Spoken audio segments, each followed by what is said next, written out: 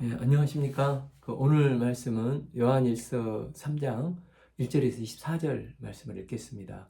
요절은 18절 자녀들아 우리가 말과 혀로만 사랑하지 말고 행함과 진실함으로 하자. 요한일서 3장은 하나님께 속한 하나님의 자녀의 삶과 마귀의 자녀에게 속한 삶이 구체적으로 어떻게 다른가를 말씀해주고 있습니다. 그러면서 우리가 왜 의를 행하고 형제를 사랑해야 되는가, 또한 어떻게 형제를 사랑해야 하는가를 말씀하고 있습니다. 1. 보라, 아버지께서 어떠한 사랑을 우리에게 베푸사 하나님의 자녀라 일컬었음을 받게 하셨는가? 우리가 그러하도다. 그러므로 세상이 우리를 알지 못함은 그를 알지 못함이라. 여기서 보라는 감탄사입니다. 그래서 측량하기 어려울 정도의 놀랍고 엄청난 하나님의 사랑에 대해서 감격하여 보라는 것입니다. 우리가 하나님의 자녀가 된 것은 그냥 된 게 결코 아니지 않습니까? 하나님께서 우리에게 독생자 예수님을 십자가에 내주시고 희생제물로 삼아주셔서 구원의 은혜를 덧입고 하나님의 자녀가 되었습니다. 그런데 이게 얼마나 감격스럽고 기쁜 일이라는 것입니다. 이는 하나님을 알지 못하는 세상 사람들은 도저히 알 수 없는 기쁨이기 때문입니다. 대부분의 사람들은 기본적으로 육신의 정욕과 안목의 정욕과 이생의 자랑을 추구하면서 자기 중심적인 세계에서 그냥저냥 살다가 인생을 마칩니다. 그래서 성도가 의를 행하고 형제를 사랑하는 것을 도저히 이해하지 못합니다. 그러므로 세상이 우리를 알지 못함은 그를 알지 못하기 때문이라는 것입니다. 이는 그들이 하나님과 하나님의 사랑을 전혀 모르기 때문에 하나님의 자녀들이 의롭게 행하는 삶도 전혀 모르는 것입니다. 이 A, 사랑하는 자들이 우리가 지금은 하나님의 자녀라 장래에 어떻게 될지 아직 나타나지 아니하였으나 우리는 하나님의 은혜로 구원받고 하나님의 자녀가 되었지만 장래에 어떻게 될지는 아직은 모른다는 것입니다. 그러나 하나님의 자녀이기 때문에 자녀가 쑥쑥 성장하듯 고정된 게 아니라 우리 신앙도 하나님의 자녀로서 성장하면서 변해 간다는 것입니다. 우리가 예수님의 보혈의 은혜를 믿으면 그분의 은혜로 의롭다, 칭의, 이 justification, 의롭다 칭함을 받아 구원을 받게 되지 않습니까? 그걸로 끝이 아니라 그 다음에 주님을 닮아가면서 성장해가는 성화, 이 sanctification의 과정이 있습니다. 제가 이제 그 선교 나갈 때 우리 교회 캠퍼스 담당하셨던 교수님이 이마리아 교수님이신데 2페이지 편지를 선수 가득 써주시면서 중요한 부분에게 밑줄까지 주셨는데 선교하면서 너무 힘들고 외롭고 어려울 때마다 이것은 과정이다. 단지 과정일 뿐이다. 이걸 늘 외치고 하나님 앞에 나가 기도하라고 했습니다. 이처럼 예수님을 믿고 구원받는 우리는 사명과 삶의 여러 모양의 과정 속에서 주님을 조금씩 닮아가고 그리스도의 성장한 분량까지 온전히 성장해 가는 것입니다. 이 성장해 가는 모든 과정을 통틀어서 성화라고 하는 것입니다. 그리고 이제 마지막에 하나님의 영광 가운데서 천국에서 우리 주님을 배울 때 영화, 이 글로리피케이션이 되어서 하나님의 영광 가운데 영원히 거하게 되는 것입니다. 이 비 장래에 어떻게 될지 아직 나타나지 아니하였으나 그가 나타나시면 우리가 그와 같을 줄을 아는 것은 그의 참모습 그대로 볼 것이기 때문입니다. 즉 우리는 지금 하나님의 자녀로 살다가 죽어 하나님 나라에 가든 또 우리가 살아있을 때 주님께서 재림하시면 우리도 그 예수님의 참모습을 보게 될 것이고 예수님과 같이 영광스럽게 된다는 것입니다.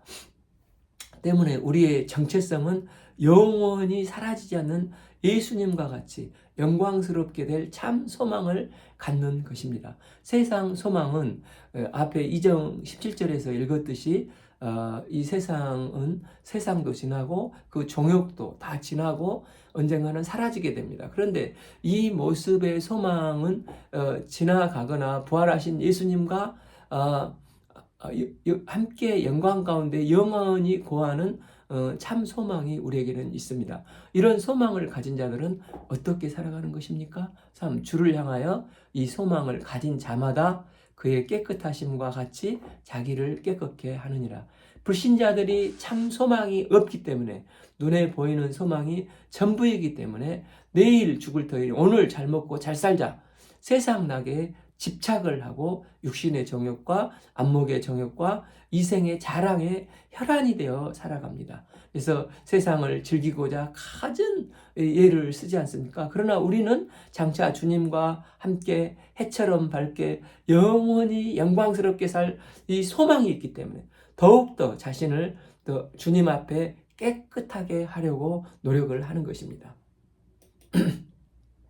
그런데 불신자들이 불의한 삶, 육신을 추구하는 삶을 살고자 하는 것이, 그건 뭐 예수님을 모르니까 이해가 되지 않습니까? 근데 문제는 사도 요한은 참 소망을 가진 사람이, 이런 사람이라고 하는 사람이 마치 불신자처럼 세상 것에만 눈이 획 돌아가 있어서야 되겠는가? 결코 그럴 수 없지 않느냐라고 지금 말하고 있는 것입니다. 만일 내가 청와대에 내일 초청을 받아서 간다고 하면 거기에 걸맞게끔 옷을 깔끔히 입고 또 가장 단정한 옷으로 치장을 하고 머리도 더 승경을 쓸 게 아닙니까? 마찬가지로 우리도 산 소망의 이 영광스러운 곳으로 가려면 거기에 걸맞게 이 땅 가운데서 비록 제약된 세상이지만 그 가운데서 빛의 자녀로 소금과 같이 깨끗이 준비해서 살아가야 한다는 것입니다. 성경은 자주 교회를 신부라고 묘사하고 있습니다. 계시록 마지막 21장 9절을 보면 이리 오라, 내가 신부 곧 어린 양의 아내를 내게 보이리라. 그래서 성도는 신부가 신랑 되신 예수님을 맞이하기 위해서 항상 의와 성결로 깨끗함으로 단장하듯이 단장해야 한다는 것입니다. 이 말세지 말에 우리도 예수님과 함께 영광의 신령한 옷을, 참 소망을 가지고 하나님의 자녀답게 거기에 걸맞는 삶을 하나님의 자녀로서 하루하루 살아가는 복된 삶을 사시기를 기도합니다. 죄를 짓는 자마다 불법을 행하나니 죄는 불법이라. 어떤 사람은 죄를 심각하게 생각하지 않고, 심지어 어떤 사람은 죄를 짓고 회개하면 되지, 또 용서받으면 되지, 이러면서 또 이렇게 그 죄악을 반복되어서 이렇게 짓는다고 짓습니다. 이런 자는, 죄는 이런 자의 삶이 불법이라는 것입니다. 불법은 하나님의 법을 어기고 파괴하는 것입니다. 고로 죄는 하나님을 대적하고 반역하고 불순종한 아주 심각한 행위가 되는 것입니다. 죄는 단순히 실수나 연약한 정도로 가볍게 생각하면 결코 안 되는 것입니다. 그가 우리 죄를 없애려고 나타나신 것을 너희가 아나니 그에게는 죄가 없느니라. 죄 없으신 예수님은 죄악된 우리를 죄 없이 하시고자 영광과 존귀를 잠시 버리시고 육신을 입고 마국간에 태어나셔서 공생의 과정을 거쳐서 십자가에 피 흘려 희생 제물이 되셨습니다. 그 목적은 오직 우리를 죄 없이 하고자 하심이었습니다.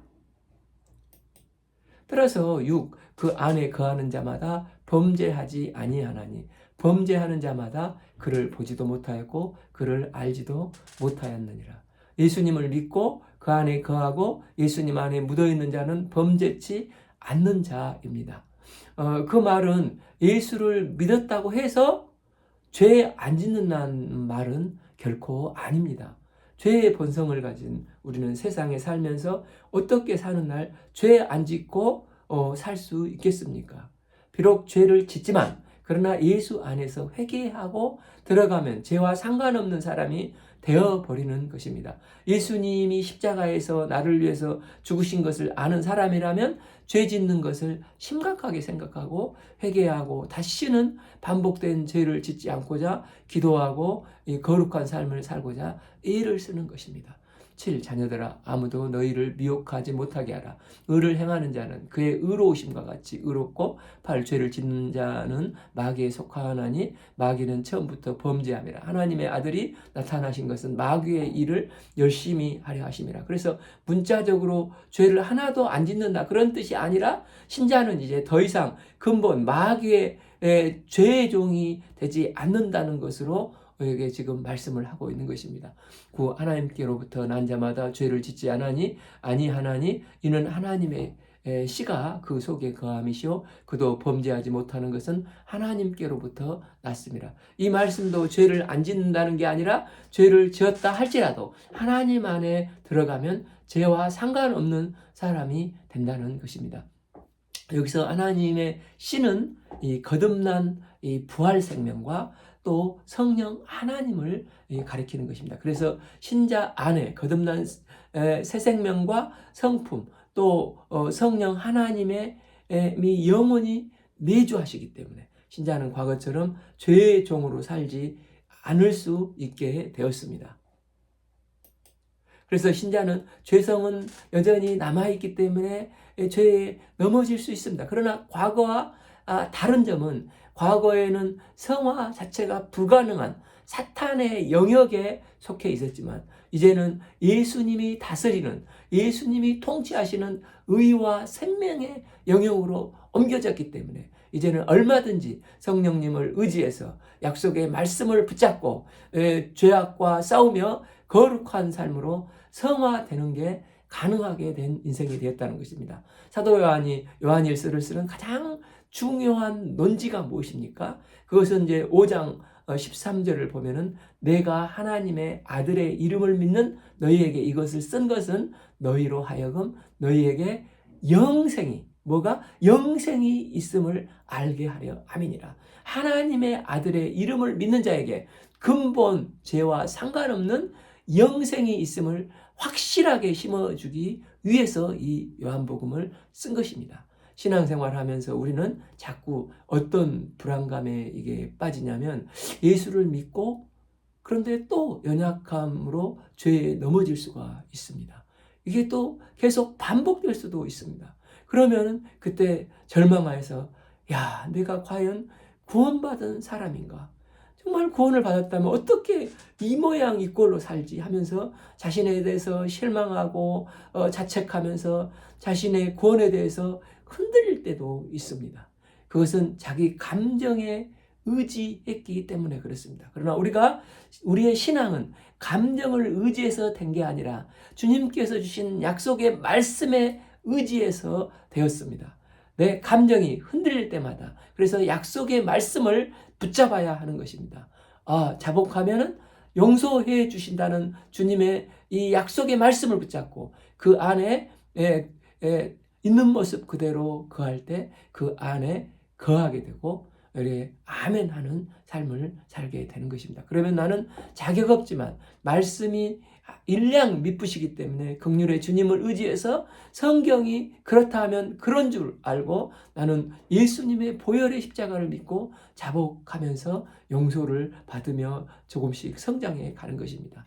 설령 당시에는 마음에 와 닿지 않더라도 그 말씀 앞에 그대로 영접하고 회개할 때 그러면 그런 자에게 내주하신 성령께서 내 마음의 약속의 말씀을 굳게 붙잡을 수 있는 새 힘과 능력과 확신을 주십니다. 그리고 영생이 있다는 것을 이게 확신하게 되는 것입니다. 10. 그러므로 하나님의 자녀들과 마귀의 자녀들이 드러나나니 무릇 의를 행하지 아니하는 자나 또는 그 형제를 사랑하지 아니하는 자는 하나님께 속하지 아니하니라. 그러니까 하나님의 자녀와 마귀의 자녀를 분별하는 기준이 무엇입니까? 그가 의를 행하는가 행하지 않는가, 그 형제를 사랑하는가 사랑하지 아니한가를 보면 이 사람이 하나님의 자녀인가 아니면 마귀에 속한 자인가를 알 수 있다는 것입니다. 이상에서 우리는 왜 의를 행해야 하는 것입니까? 무엇보다도 하나님의 독생자를 주신 크신 사랑으로 구속금을 받아 하나님의 자녀가 되었기 때문에 하나님 아버지의 의로우심과 같이 우리도 의를 행해야 하는 것입니다. 또한 예수님께서 다시 오실 때 우리도 예수님과 같이 될 참 소망이 있기 때문에 우리가 죄에서부터 우리를 깨끗게 하는 의로운 삶을 살아야 한다는 것입니다. 또한 우리가 의를 행해야 할 이유는 죄를 짓는 것은 불법을 행하는 것이고 죄는 마귀의 일이고 예수님은 마귀의 일을 없애기 위해서 오셨기 때문에 그런 것입니다. 또한 우리가 왜 의를 행해야 됩니까? 신자는 더 이상 죄의 종, 마귀의 종이 아니라 그 영역에 속한 자들이 아니라 우리는 하나님께 속한 하나님의 다스림을 받는 하나님 나라의 자녀들이기 때문에 영생을 가진 하나님 나라의 자녀들이기 때문에 우리는 얼마든지 성령님의 도우심을 통해서 의를 이 땅 가운데 행할 수 있기 때문에 그렇다는 것입니다. 그러니까 죄를 짓느냐, 의를 행하느냐는 단지 어떤 윤리, 도덕으로 착하게 살아야 그 정도 차원이 결코 아니라는 것입니다. 그 속에 정말 성령님이 내주하시는 사람은 그 안에 영생이 있어서 하나님의 통치를 받는 사람입니다. 그렇지 않으면 마귀의 통치에 속한 사람이냐, 지금 누구의 다스림을 받고 누구의 자녀인가를 말하는 굉장히 영적인 문제요, 신앙적인 문제라는 것입니다. 나는 하나님의 자녀다라고 고백한 사람은 하나님의 자녀에 걸맞는 의로운 삶을 살아야 하는 것입니다. 그래야 할 때 우리가 행하는 일이 가능하기 때문에 의로운 일을 할 수 있도록 성령님께서 도우시기 때문에 우리는 핑계를 댈 수가 없는 것입니다. 내가 정말 누구에게 속한 자인가? 거기서부터 내가 어떤 삶을 살아야 하는가? 방향이 분명해지기 시작하는 것입니다. 우리가 하나님의 자녀답게 성화되어 가고자 하는 소원이 내 마음속에 불릴 듯 일어나 적극적으로 이 땅 가운데 의를 행하는 삶을 통해서 성화되어 나갈 수 있기를 기도합니다. 10일 우리는 서로 사랑할지니 이는 너희가 처음부터 들은 소식이라. 예수님은 요한복음 13장 34절에서 세 계명을 주시면서 말씀하셨습니다. 서로 사랑하라. 내가 너희를 사랑한 것 같이 너희도 서로 사랑하라. 여기서 1차 독자인 그들이나 오늘날 우리나 처음부터 예수님께서 하신 말씀은 서로 사랑하라입니다. 때문에 우리 성도가 붙들어야 할 가장 중요한 삶의 모델은 이 예수님의 사랑의 말씀입니다. 12. 가인같이 하지 말라. 그가 악한 자에게 속하여 그 아우를 죽였으니 어떤 이유로 죽였느냐? 자기 행위는 악하고 그의 아우의 행위는 의로움이라. 여기서 사도 요한은 예수님을 사랑한다 하면 다들 많이 이제 들었기 때문에 먼저 예수님의 사랑의 모델과 반대적인 가인의 모델을 제시하면서 너희들이 정말 진실되게 붙들어야 될 모델은 예수님 한 분이라는 것, 예수님의 이 사랑의 모델을 붙들어야 한다고 말을 하고 있습니다. 그래서 가인은 악한 마귀에 속하여 미워하고 시기하다 결국 그 동생을 죽였습니다. 이 가인의 모델의 특징은 이 자기 중심적인 이기적인 것입니다. 자기를 위해서 형제를 결국 죽인 것입니다.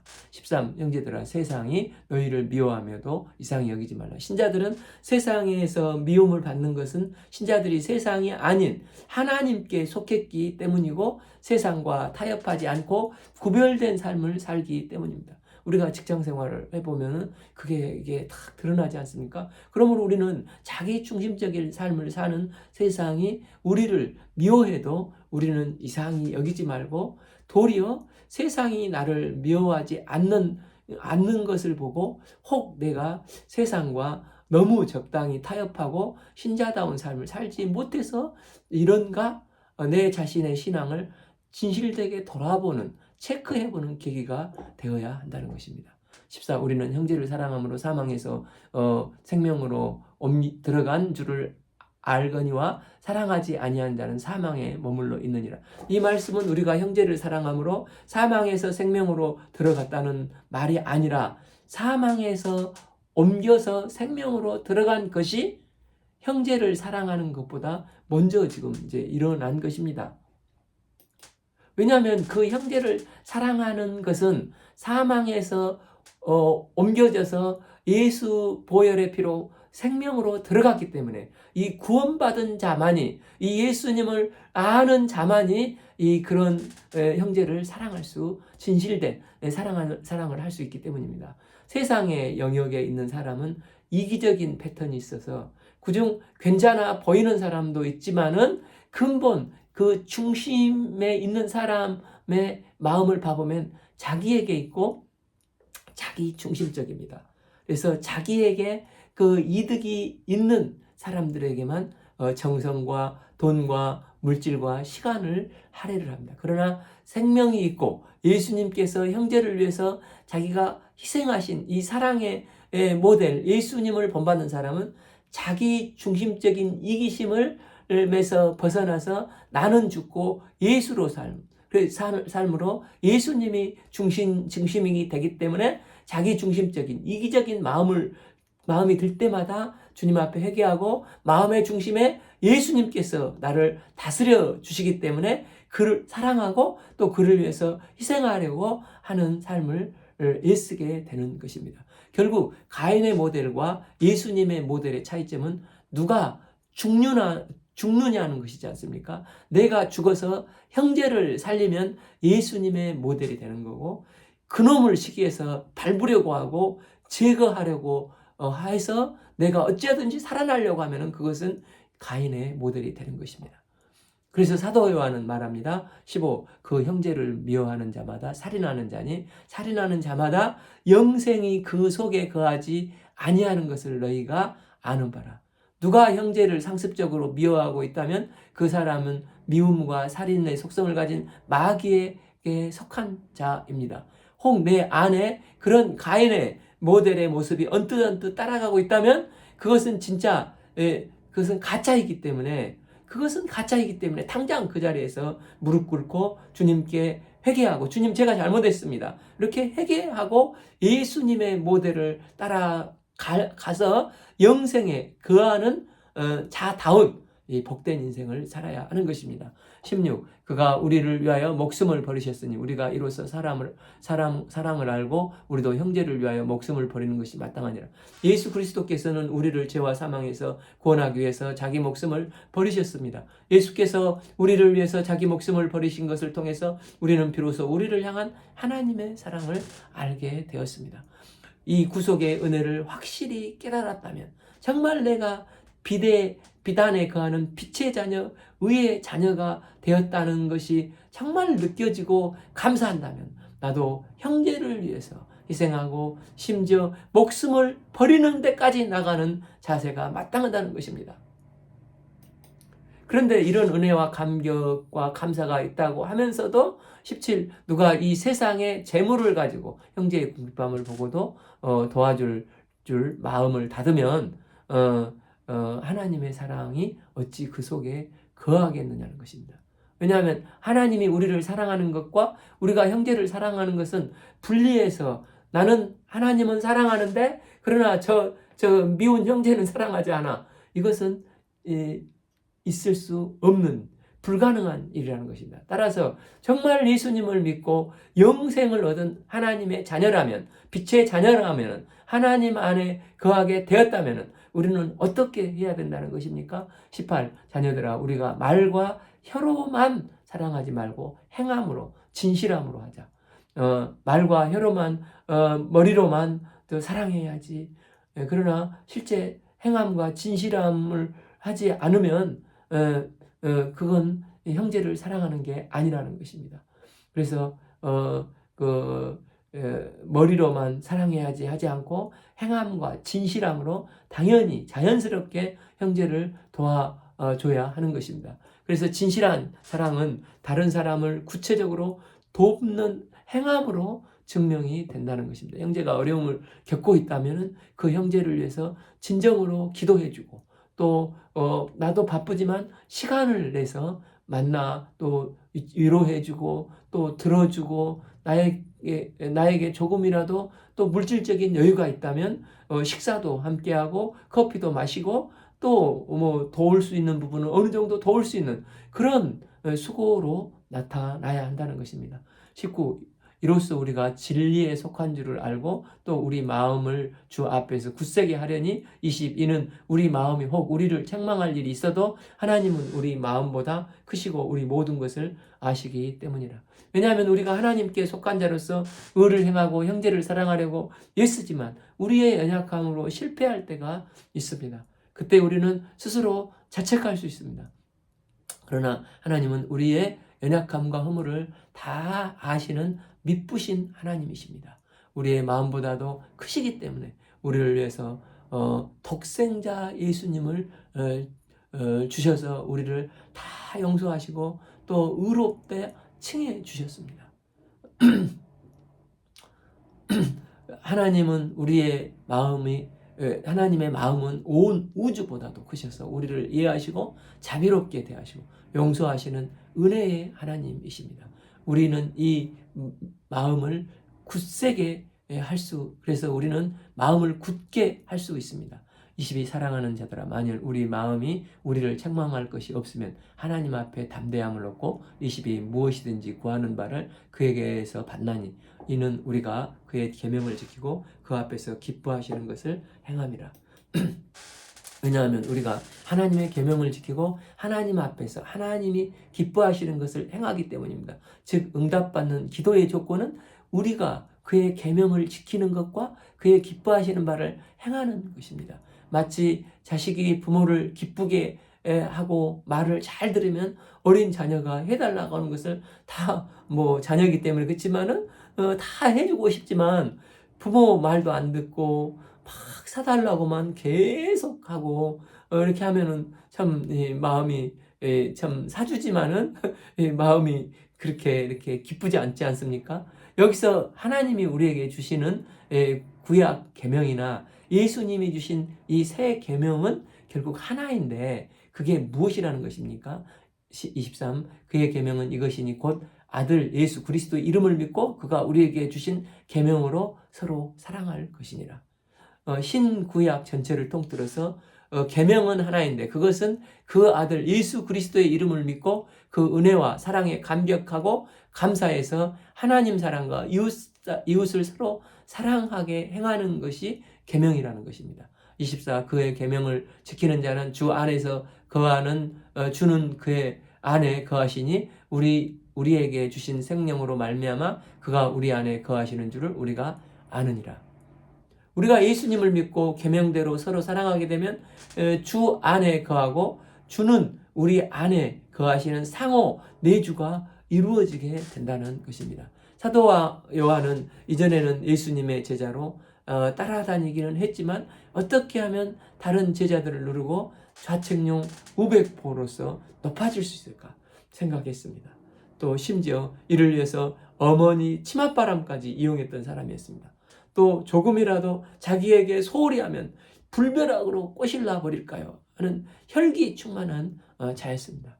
이런 그가 예수님의 십자가의 사랑을 체험하고 또 주여 저들의 죄악을 용서하소서 이 용서의 기도를 들었습니다. 또 6월절 참 오순절 성령을 체험하고 하나님이 주시는 계명이 무엇이고 어떻게 살아야 하는지 예수님을 모델로 깊게 알게 되었습니다. 이게 바로 이제 요한이 체험한 이 사랑의 사도가 되는 것입니다.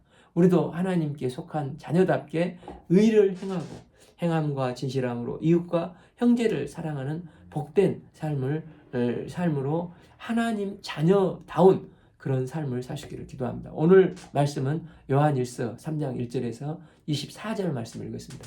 감사합니다.